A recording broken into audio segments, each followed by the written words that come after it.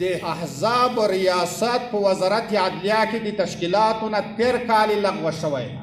احزاب په قانوني لحاظ سره په دې نظام کې ځای نه لري.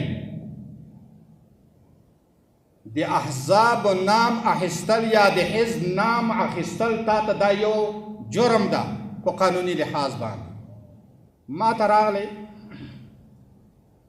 فتح راغله چې چا خوښه وه دا نظام خوښ و پاتې شول، چې چا خوښ نه و په مختلفو لارو باندې ووتل. چې خوښ دې نه و وتلی به وکړه.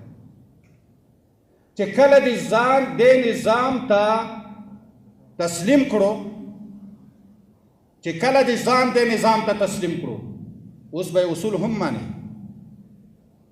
قانون به هم مانی. اوس به دا خبره نه کړي چې زمونږ حزب داسې ده، حزب دې لغوه شوی ده.